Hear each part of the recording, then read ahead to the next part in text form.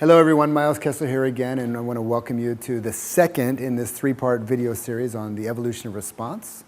For everybody who checked out the first video, I want to thank you. It was really great to receive all of those comments and feedback and questions and even objections that were filled out in the forums. It was really rich stuff, and even today I'm going to address a few of the questions that came up in the feedback section. If you haven't seen that video, maybe you can take a moment. I think the button, the video it's linked up here on top of this video, so you can always go back and check it out. Also in that first video, we have a reference guide of the evolution of response. It shows the basic way that the evolution of response unfolds, including its core intelligence and its core values for each of the stages of the evolution of response. So if you haven't seen it, you can go back there and check it out now. For those that are with us in this video, I want to welcome you to the second video in the series, and the name of this video is the Developmental Zone. As we move into this video, we're going to continue with the teachings of the evolution of response, but we're going to double click into one of the specific sections, and I'm going to give you and show you and teach you some of the core practices to help establish you at that level. And to help you, to help you follow this video, I'm also giving you a free gift. It's below the video. It's if you just look down there, there's a button to click. It's the Centered Awareness Response Practice Guide. So go ahead and click there, put in your email address, and I'll be sending it to your email address. I'll be sending it to your inbox right away. In the previous video on vertical learning, I actually gave you an overview of the stages of the evolution of response. You know, there were 6 stages that a person can move through when developing in the evolution of response. And these stages that you move through are nothing more than a blueprint of how consciousness unfolds. Okay, so each stage we're born with, if you remember, those stages were divided into 2. There were the lower tendencies, which is called the low road. These are our basic instincts that we're all biologically hardwired to have, that we're born into life with those. And then as we moved up from the first tier to the second tier, it's called the high road, which are our higher intelligence, our higher capacities, our higher potential, and the ways that we move through those stages. Also in the previous video, I gave you, in the overview, there was the core intelligences that belong to each of those 6 stages, including and as well the core values for each of those stages. So now for this video, I'm kind of assuming that perhaps you're asking the question, how can I apply, or how can I learn, or how can I develop the capacities of the evolution response in my own life? But before we go into that, I just want to kind of remind you of a story of the German physicist Max Planck. If you remember, Max Planck he was one of the fathers of quantum mechanics and quantum theory. And how this came about is one day he was doing some physics research. He was measuring the activity of atomic particles. And he was somehow shooting a particle through a slot that was in a board or something like that. He was shooting it through an object. And he noticed that when he observed the particle from this place, from one perspective, that the particle was moving in particles. It was a particle that went part by part by part by part by part, this atomic particle. But then as he shifted his observation over from another angle, that it was no longer moving in particles, that it was moving in waves. So at the first he couldn't figure out why was something that was a particle behaving like a wave when it was looked at this way, and why was something that was a wave behaving like a particle when he looked at it from this way. Now, the whole point is not really to go into physics here. The whole point is what he discovered from this observation was that the person who's observing the object actually affects the object. That if you observe it this way, it's one thing, and if you observe it this way, it's another thing. And he has this famous saying from Max Planck. He said that when you change the way that you look at things, the things that you look at change. When you change the way that you look at things, the very thing that you're looking at also changes. And this is something that comes to the core of all developmental practice, but especially the stages of the evolution of response. Because wherever you're at, whatever basic intelligence or higher intelligence or lower instinct that you're operating from, it will actually have an effect not only on the way that you see the world, but it'll have an effect on the world itself. Yeah? So when we change the way that we look at things, when we change the way that when we change the level from which we're observing stress and conflict themselves actually begin to change. About 1 year ago, I was teaching in the States, in Florida actually, and there was a gentleman that was at the seminar, and he asked that question that I've received so many times. We were doing something technical, and he said, "Well, how can that work on the street? How would this help me in a fight?" And I was tempted to go into it with him, to kind of okay, show you. He creates one scenario, I create another scenario, how it will work, how it'll be more effective, what to do. But this is all in the world of make-believe. In the dojo, it's kind of this beautiful kind of pretend space where we can actually practice the perfect attack and the perfect technique and the perfect scenario, and we will all walk away like movie stars. But in the real world, what does that mean? So basically, instead of answering his question, we began doing the evolution of response. And we spent the whole day working through each one of these stages through developmental practices, embodied practice. And we went from the basic, the low road, the survival reaction, to the emotional reaction, to the choice maker, into the centered awareness response, the intuitive response, and the creative response. And this man wasn't exactly advanced in Aikido. He'd been training maybe for half a year or a year or something like that. So he had a few skills, but he wasn't advanced. But as he worked through these perspectives, he began to see that his worldview was changing. That the way that he related to conflict, that the way he related to danger, that fear-based question, how can I use this in a fight, or how can I use this on the street? Fear-based question, that fear-based question itself started to change. That the way he saw conflict, the way he saw things started to change. And at the end of the seminar, I turned to him and I flipped the question on him. I said, "So how can you use this in a fight?" And he actually said, and his answer was, "Well, when I use this, there won't be any fights, because I'm actually going to be changing how I am, and it's going to have an effect on the world. It's going to have an effect on the actual conflict that I see in my life." So that's just one example of how we deal with this stuff in life. And remember, if I borrow another quote from another physicist, Albert Einstein, he famously said that that a conflict or a problem cannot be solved at the level that the problem was created. That we can't find a solution to a problem unless we go to another level.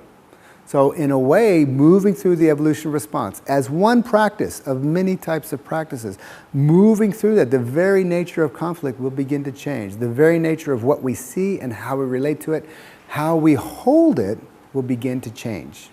And from that perspective, when we start to understand that there's this developmental levels, this blueprint of consciousness that we move through, we start to relate to conflict and stress in life as a developmental process. So the title of this video is the Developmental Zone. And what the Developmental Zone actually refers to is that place between inertia, where we actually don't grow, and our potential. And of course, we have to kind of move out of the inertia a bit and towards our potential, and the potential moves towards us, and that begins to create an area of development that is very rich and very fertile. And I actually used to think about this very often as a parent and a child. And I'm recently, for the last 2 years, I have my own daughter now, so I actually can speak from my own experience. But quite often when the child is, let's say, in a developmental stress point, maybe there's some growing pains, or they need something, or they're somehow not satisfied where they're at, and they're kind of reaching up to the parent. They're kind of reaching up as an act of, I want mommy, I want daddy. And the parent, like I do with my daughter, naturally reaches down to the child. And there's this kind of place where the two meet and embrace, and it creates security for the child. But there is occasionally those moments when you see your child is actually able to reach a little bit further. So you might reach down to your child, but you'll hold back the reach just a little bit. And that creates a little bit of tension for them to stretch a little bit more and catch the parent's hand, or catch the father's hand, like I do with my daughter. I also noticed this at the playground with my daughter. She's 2 years old, but she likes to climb the jungle gyms and the slides and all these things, and she goes quite high. And from the very beginning, I was there to support her, of course, but I never held her. I'd always kind of make her reach for that extra bar to pull herself up. And the reaching up is this kind of force in nature that was referred to in ancient Greek as eros. It's the love that drives you outward to get more. And the reaching down was referred to in Greek mythology as the force of agape. And agape is also love, but it's a love of God reaching down to humanity. So agape is when the greater reaches down to embrace the lower, the lesser. And eros is when the lesser reaches out or reaches up to include or to embrace that which is beyond it, that which is greater. And those two forces, when there's a nice balance between them, that reaching out and the reaching down, it creates an evolutionary tension. And that tension, that zone of tension, is the developmental zone. If I don't reach, if I stop reaching down or reaching for my potential, I just kind of rest back, there's no more evolutionary tension. Now that can feel good, but there's not necessarily going to be growth. Or if I'm working, in my case, I'm working with my daughter and occasionally with students or sometimes giving sessions to people, I might actually encourage them to stretch a little bit to kind of find that zone where they're actually in the place of growth and development. And it's really important in any type of practice to find our own developmental zone. It's that place where there's a little bit of tension moving towards our potential and a little bit of support coming forward from the potential. It could be in the form of a teacher or a friend or a colleague or somebody who has a little bit more experience and they're coaching us or guiding us. Those two forces coming together creates the developmental zone. In that developmental zone, you'll know it's there because it creates a little bit of evolutionary tension. Nothing evolves without evolutionary tension. So it's very important to find, when we're doing our practices, that place that is our leading edge. And we'll know the way we'll know it's our leading edge is because there'll be a little fear, there'll be a little bit of shakiness, but there'll also be a little bit of excitement because we're getting close to our potential. So we're going to do some practices now. I'm going to change my clothes and I'll be right back. Okay, so we're back. In this video of the developmental zone, we're actually going to click into one of the levels, the centered awareness response, and we're going to look specifically at 3 exercises that come out of the practice and training of Aikido. It's really a way to, without kind of establishing yourself in centered awareness, there really is not a possibility to do Aikido in terms of the principles. So we're going to look at 3 different practices. The first practice we're going to look at is called Mind the Wave. Now, if you've ever been to London, and if you've ever ridden the underground in London, you might have noticed, you've probably noticed, that there's quite a big gap between the train and the platform when you're stepping off the train. And as you step off, there's a sign all over the platform that says, "Mind the gap." And this term is something that everybody in England knows about, and many people around the world actually know about it as well. But it's also a term that's been borrowed from mindfulness practitioners because it's a beautiful mantra, a beautiful reminder to tell us to mind the gaps in mindfulness that come up. So the gaps in our awareness that come up throughout the day, if we mind those, we'll start to create more of a connected, moment-by-moment connected stream of mindfulness. So it's the same thing with Mind the Wave. The wave in centered awareness response specifically speaks about the survival instinct that rises up from our belly in a moment of fear. And it's a really, really small little sensation here. It's a point that arises just below the navel when there's something that's perceived as fear. It could be a loud sound, it could be something we see, something we think, or an actual danger that comes up. It could even be excitement. There's a little wave, whoop, that comes up. And when the wave comes up, everything in the system tends to lift up. Often the shoulders lift up and everything raises up to the mind. So for centered awareness response, to be able to respond in the center with awareness, we have to create a change in the wave that rises up in the system.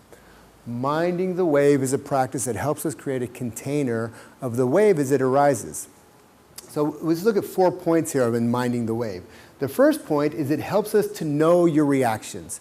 The more you practice minding the wave throughout the day, and it will come up hundreds of times throughout the day, if you really start to pay attention, you'll begin to know your reactions, you'll begin to know the triggers that come up in these situations. The second is that it helps you shift back to center. The moment you come up, you automatically, with awareness, begin to shift back into center. So minding the wave can actually kind of create this reset button. The third point is that it creates a container. What kind of container? A container of awareness. As we kind of create this container of awareness and we become more aware of the wave, as it comes up in the container, and it settles back down into the container. When we're not minding the wave, the container of awareness is quite small and it comes up and then we're just gone with it. We're off to the races. But if we have this container of awareness, we can watch the reaction arise, watch the reaction fall, and then we can choose how we want to respond in that situation. And the fourth point of minding the wave, the practice of minding the waves helps to rewire the self. The nervous system, the neurons in the brain all have conditioned ways, conditioned patterns of reacting to certain stimuli. When we practice minding the wave, it actually helps to rewire those things in more healthy, responsible, and responsive ways. So we're going to take a look at these, at the practice of minding the wave, and then we'll come back.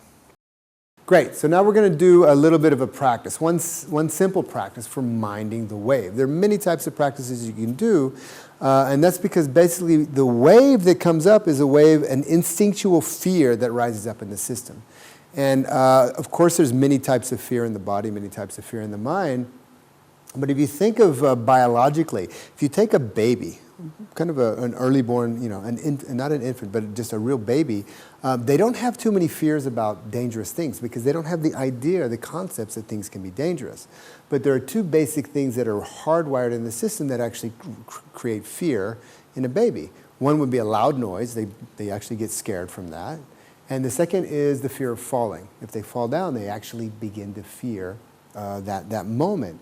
Because, which just goes to point out that the fear of falling is something that is deeply, deeply hardwired into our system, even at the age of a baby. So in Aikido, one of the first practices that we do to help kind of establish ourselves in centered awareness response is we practice a lot of falling. That's the first practice that anybody gets when they go into the dojo. So we're not going to do a falling practice here, but we're going to do a similar exercise that will trigger that fear and trigger the wave for the purpose of creating the practice to mind the wave. And to do this, I'm going to ask my friends Roy and Anna and Bettina to come in and help out. And in this exercise, they're going to surround me. There's 3 now. We would actually do this with 4, but we're keeping this open for the camera. First, I just kind of establish my feet in the center. I put them together, not in a good base, excuse me. And from there, I want to kind of first settle down into my center and have a good posture. Then I'm going to, the only thing I'm going to do that's active is holding my posture a little bit, so I'm not going to fall apart. Then I just kind of relax, and they're going to, let's say Anna begins. She's going to begin by tipping me over, and I fall towards Roy, and Roy catches me. And that moment that I'm falling, that's the trigger point where the fear can come up. So for example, if he tips me back, if I'm not super conscious, the fear can actually take me up. I'll step or I'll grab, I'll try to find some security. That's kind of the normal thing that happens in fear. But when we're training centered awareness, we're actually going to try to override that instinct with a container of awareness. And they're going to randomly tip me everywhere except forward, because there's nobody standing here. And my job is just to be patient, relax, and observe the wave as it comes up, give it a container, and breathe. So whenever you're ready, you can begin.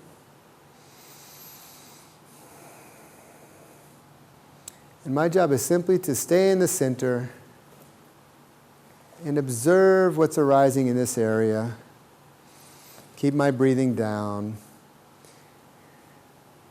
And sometimes they'll let me fall a lot. Sometimes it'll be a little bit. It doesn't matter. The whole point is that I want to relax the system and receive the input without getting triggered and minding the wave. And if the wave comes up, see if you can breathe and give it a little bit of space. If you start to react, or something like that, sorry, Roy. If you start to react, just be aware that that's coming up, and awareness is really the thing that we use to overcome the lower instinct. Okay, the lower instinct is a deep biological instinct. It's kind of automatic reaction. And I'm taking my higher intelligence of awareness, I'm minding the wave, and I create more of a centered awareness response. Okay? That's exercise number 1. Great, thanks. Okay? Great, so that last practice of minding the wave is something that just as a demonstration, if you can get together with your friends and practice it, it's really a great practice. But minding the wave is something you can do at all times, all places, in all circumstances, because the wave can actually arise in any situation, in any conditions. And it's just another opportunity to practice minding the wave. And remember, the four the 4 points, that was just one practice. You can do many types of practices, but no matter what kinds of practices you're doing, these are some of the 4 points that are very helpful when you do the practice of minding the wave. Become familiar as you know more your own reactions. You begin to shift back into center. Every time it comes out, there's an automatic recentering. You begin to create a container of awareness around that wave so it arises and it just passes away, and you'll begin to rewire the self. The more you practice minding the wave, you begin to create positive patterns in the nervous system, positive patterns in the mind. Okay, so now we're coming to the second practice in the centered awareness response, and this one's called standing in a river. Standing in the river is an imagery practice, and imagery is actually something that's really a beneficial practice to do. And the image that we're working with is actually standing in a river. We're imagining that we're standing in a river. Now, imagination is something a little bit different, because in imagination it's actually something that's disconnected from reality, from the moment. When we use imagery, it's meant to bring us more and more into the moment. In this case, more and more into our center. The 3 points we have here about standing in a river, the first one is that imagery creates a feeling sense. So as you work with the imagery, that feeling sense should be arising in the body. And if it's not arising, just kind of continue to just hang out with that image until you start to create a feeling sense. And I'll demonstrate that in a moment. But imagery, no matter what kind of imagery you're doing, will create a feeling sense just as if you're having the actual experience. The second point is that standing in a river, the imagery of standing in a river, actually begins to channel the energy down. And remember, fear and reactions channel the energy up. We rise up. But this imagery creates kind of a descending energy that starts to channel downward. And the third point is that standing in the river, the practice of standing in the river, will begin to create a relational ground, the ground of relational space. So the way that you relate to energy and objects and people in any kind of situation is actually something that's coming from the ground. As you channel down to the ground, the relation comes from the ground up rather than out of the ground. We're actually in the ground as we kind of relate with these different energies. Okay, so let's go to the practice. Great, so now we're going to move into our second practice in the centered awareness response, and this is the imagery practice of standing in a river. And remember, imagery can create that feeling sense in the body. So really, it's not imagination, because in imagination, in a way, we check out from reality, or we check out for what's happening in the moment, and we go somewhere in our mind. Imagery is something different. We take the image, we bring it into the present moment to create that feeling sense. And standing in a river is simply that.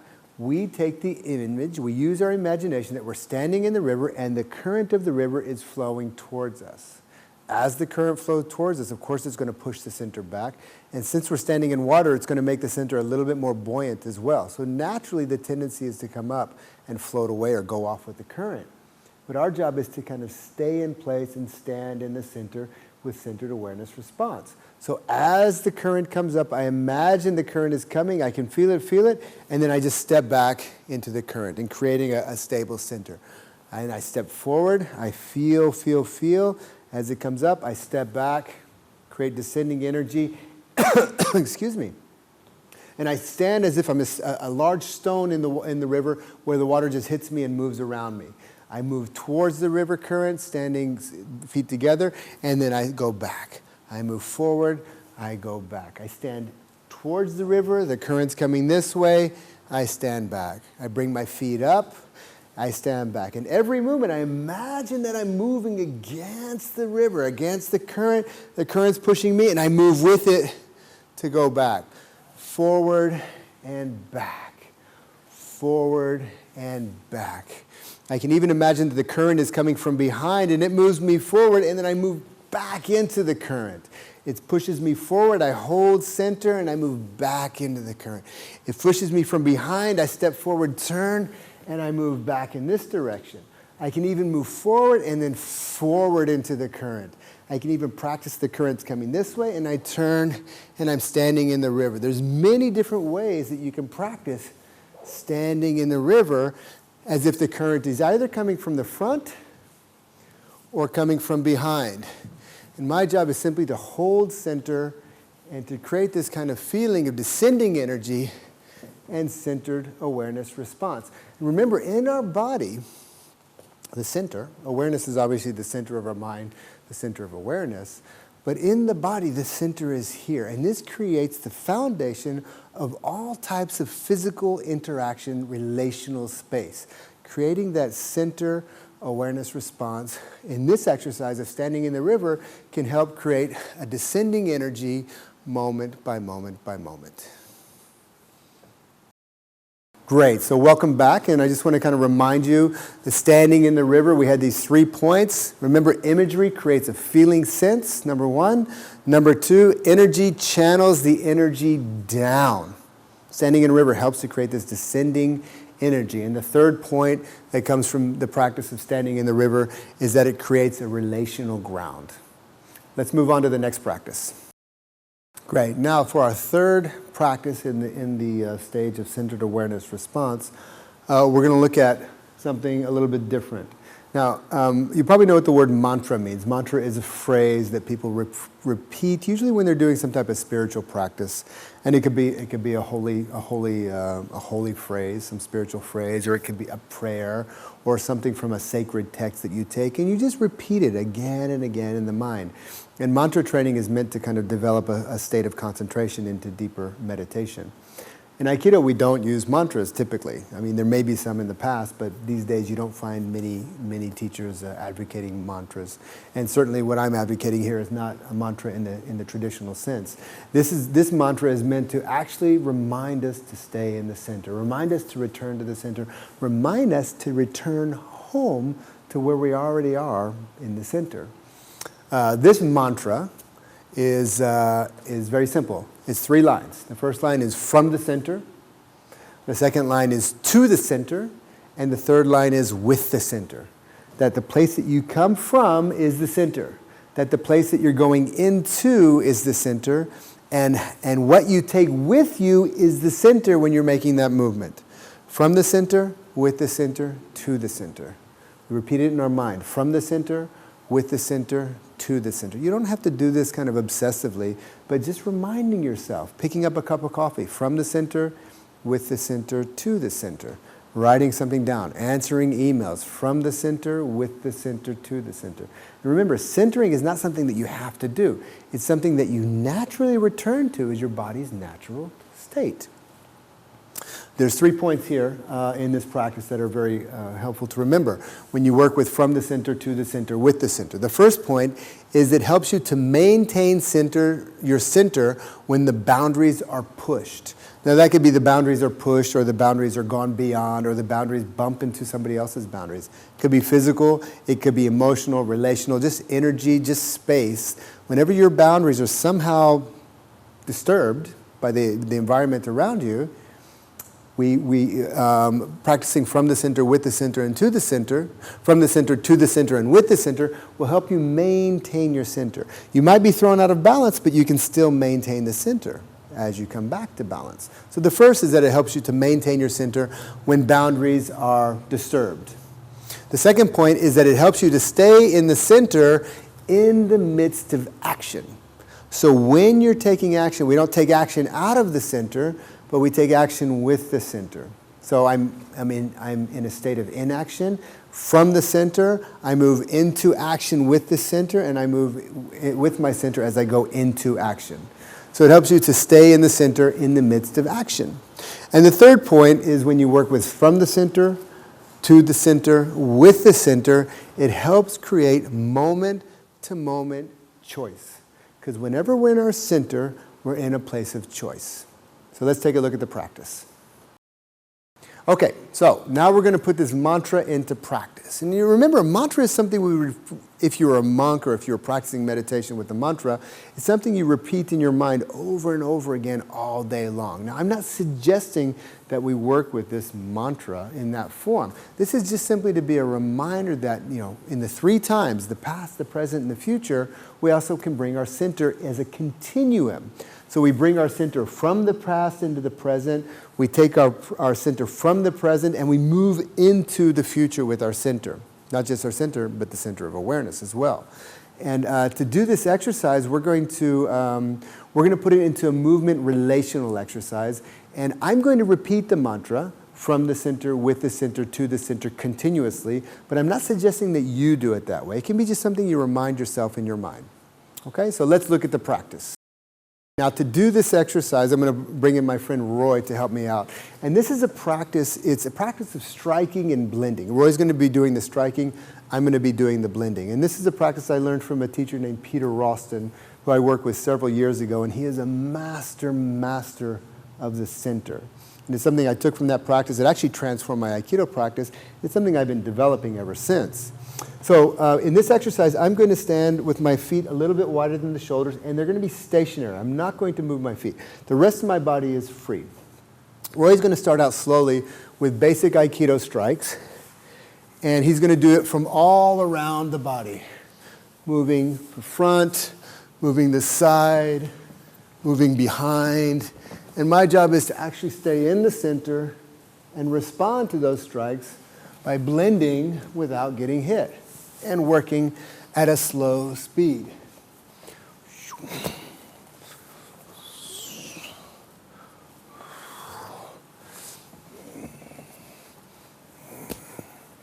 And not just the front, but moving to the sides.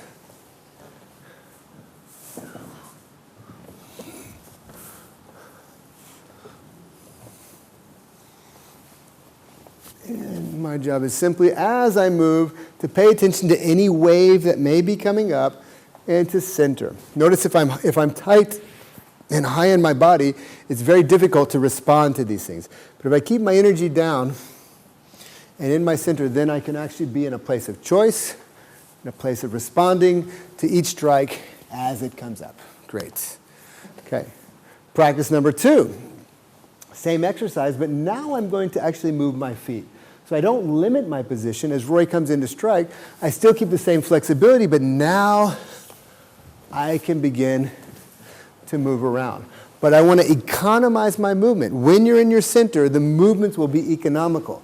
So if he does that much movement, I don't want to keep moving beyond him, but I move no more and no less. Well, less is better, but no more than your partner.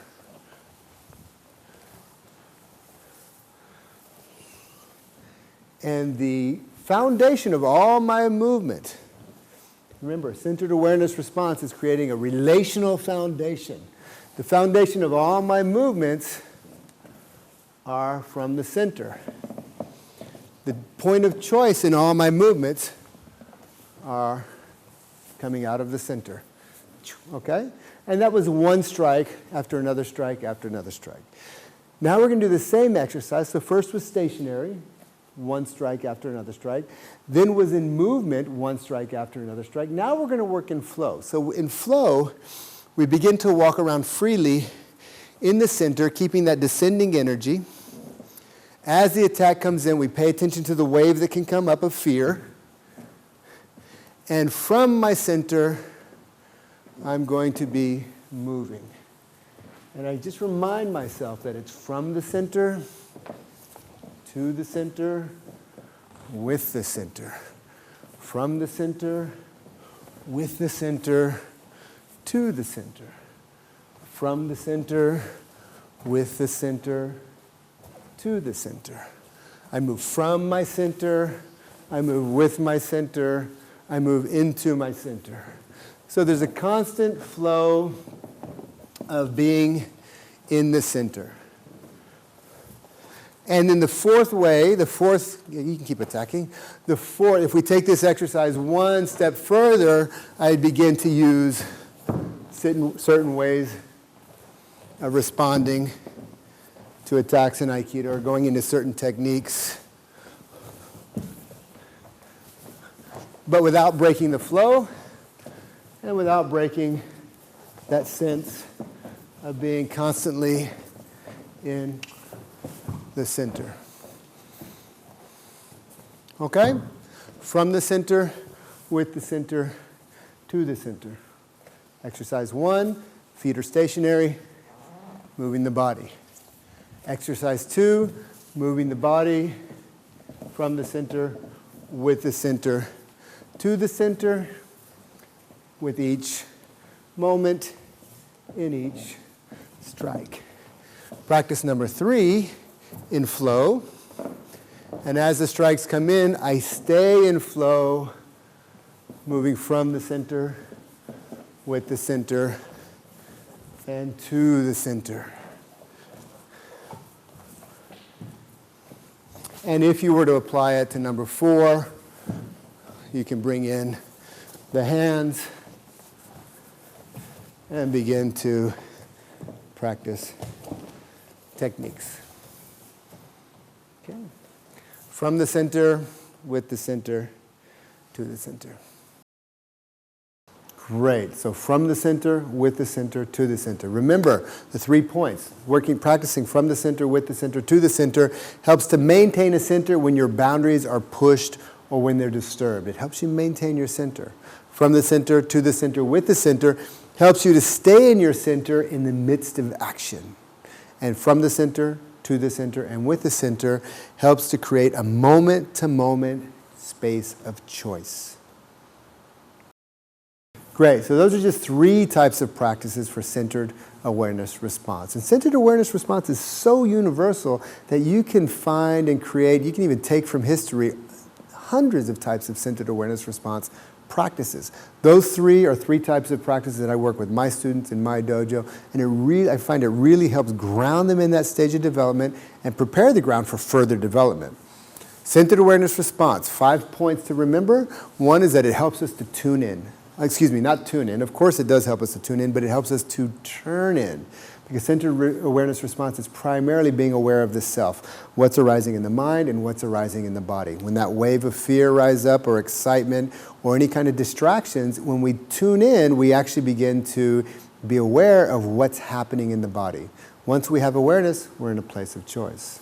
The second point that can arise that gets developed in centered awareness response is a detached observer, that we begin to detach and observe what's arising in our experience. Basic mindfulness practice. Whatever's arising, we detach and observe. We create that witnessing stand. Centered awareness response is the ultimate witness. The third point is that we begin to create an inner container, a container for our thoughts, our container for our feelings, and our container for our instincts that arise in the body. When we have a container that's big enough, whatever arises in the instincts, the heart, the emotions, or the mind is contained. We can choose to go with that energy, or we can choose to watch it come and watch it go. Like a train that comes into the station, the doors open, the doors close, and it moves along as if it was never here.